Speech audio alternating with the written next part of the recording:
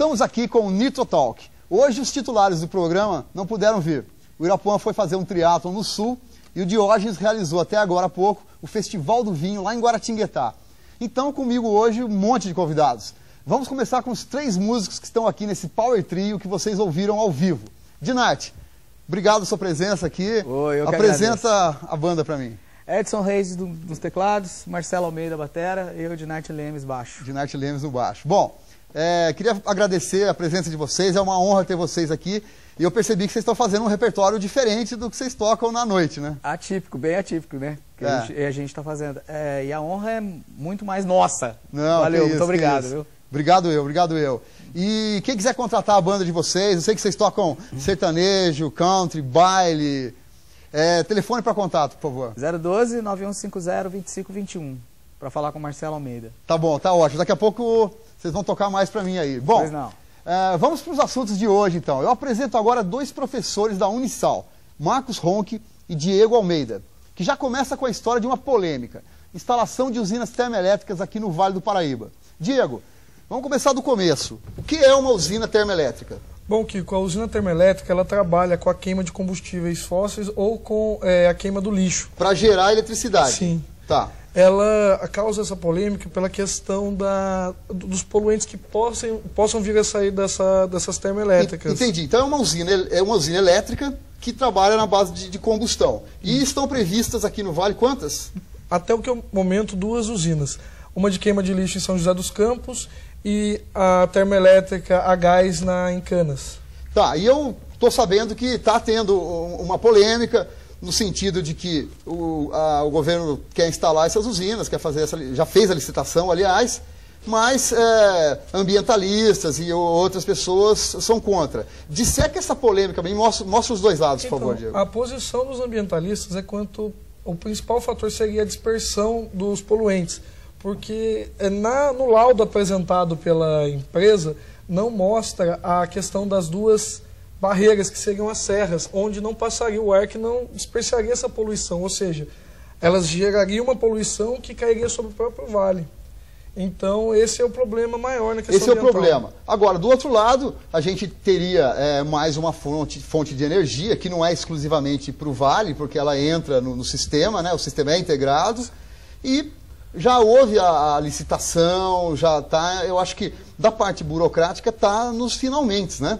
Sim, mas ainda com as audiências públicas pode ser contornado. A vinda da usina é interessante por conta da questão das empresas. Isso é a alegação do governo, que viriam um número maior de indústrias para o Vale do Paraíba. Sei. Porém, tem que analisar o caso dos agravantes que possa ter com a instalação da usina, o que seria bom e ruim, ou a questão da poluição, a questão ambiental. Tá, a gente está vendo umas imagens ali de algumas termoelétricas, mas nesse caso específico é a carvão mineral, né? As nossas aqui vão ser diferentes. Você repete para mim então, a de São José dos Campos com a queima de lixo. Com a queima de lixo, mas é exclusivamente o lixo ou eles misturam também?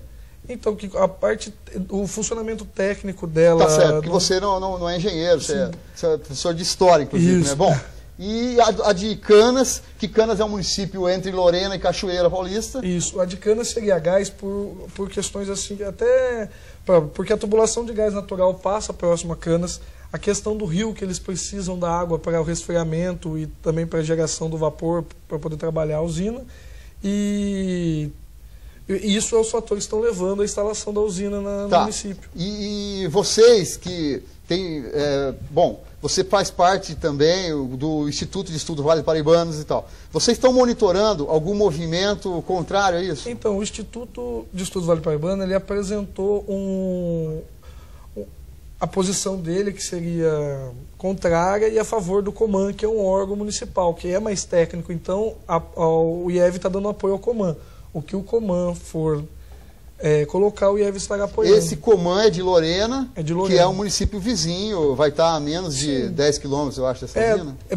E prejudicaria, pois essa suposta poluição ou poluição que vai ser da empresa também vai pegar Lorena, Guará, cidade de Cachoeira, cidades vizinhas. E aqui em São José dos Campos também está prevista uma usina? Uma usina. E a população está movimentando em torno para poder conhecer, principalmente saber quais são os fatores dessa usina. Agora você falou uma coisa rápida, eu vou pedir para você repetir.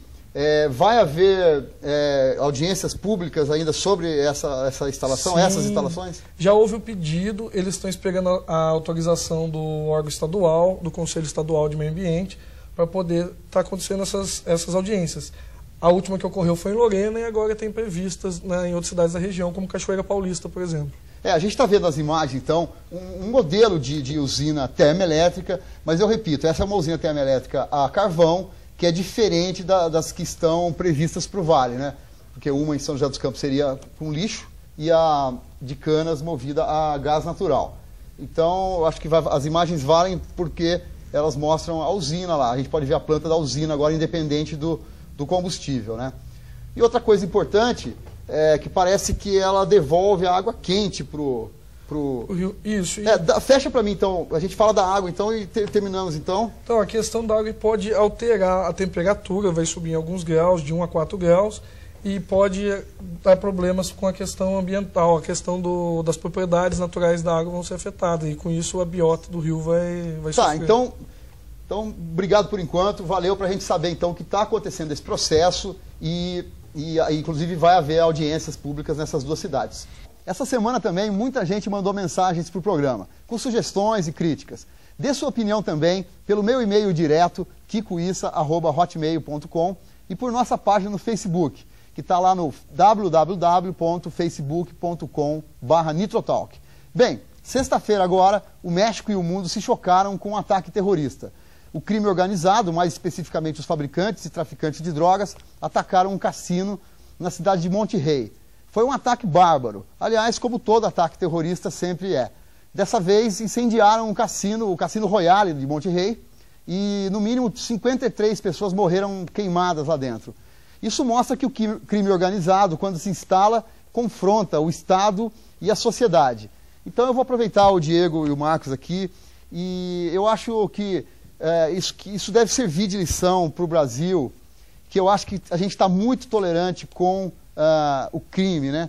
E, enfim, são vários processos legais, leis e códigos, né? Mas a gente sente que o crime no Brasil está se profissionalizando com a explosão de caixas eletrônicos, até com o uso de explosivos que nem as Forças Armadas têm.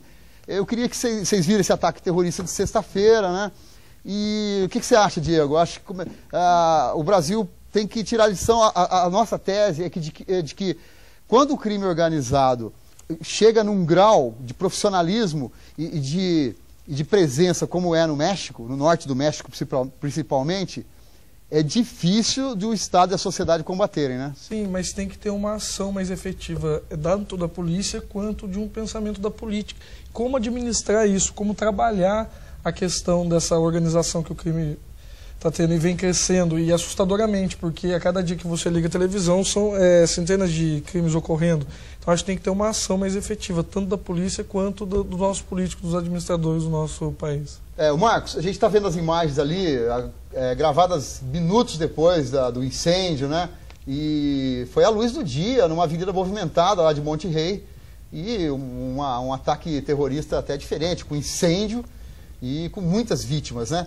Mas o que interessa para a gente aqui no Brasil é que o nível de violência, de criminalidade no Brasil está se avolumando dos últimos 20 anos, né? Você vê assim também? O Congresso Nacional, ele tem que aparelhar o nosso judiciário, as nossas autoridades policiais, no sentido de que instrumentá-los, porque o crime está se organizando. Então o nosso governo tem que se organizar para combater a altura. Senão a gente corre o risco de ter um regime de impunidade. Certo. E a gente não deixa de passar por uma reforma legal, né? Eu acho que os códigos referentes ao Código Penal, eu acho que a gente tem que ter uma mudança radical. Inclusive eu tenho uma ideia de fazer, às vezes, talvez uma constituinte exclusiva por temas. Para não criar uma situação de insegurança jurídica, eu tenho uma tese de que a gente podia fazer umas constituintes por temas. Então, por exemplo, nesse caso, uma constituinte penal, porque por exemplo, eu acho que o Brasil devia adotar a pena de morte, que é terminantemente proibida na Constituição atual, mas eu acho que a gente está caminhando para um nível de criminalidade e violência que é inadmissível numa sociedade que quer viver em paz, né? E, bom, Diego e Marcos, vamos terminar esse tópico agora. Tem que ser repensado de fato a lei, como está sendo aplicada não está funcionando, o fato está aí, esses atentados que vêm ocorrendo. Então, acredito sim, devemos repensar essa legalidade do Brasil. As nossas leis estão desatualizadas e a gente tem que reformá-las rapidamente, porque senão nós vamos correr o risco de não combatermos à altura esse crime que está cada dia mais organizado. Eu acho isso também, Marcos. O Nitro Talk faz um intervalo agora e volta com uma aula de história para a gente entender melhor as revoluções no Oriente Médio. Voltamos muito rápido, 1 minuto e a aula vai ser legal.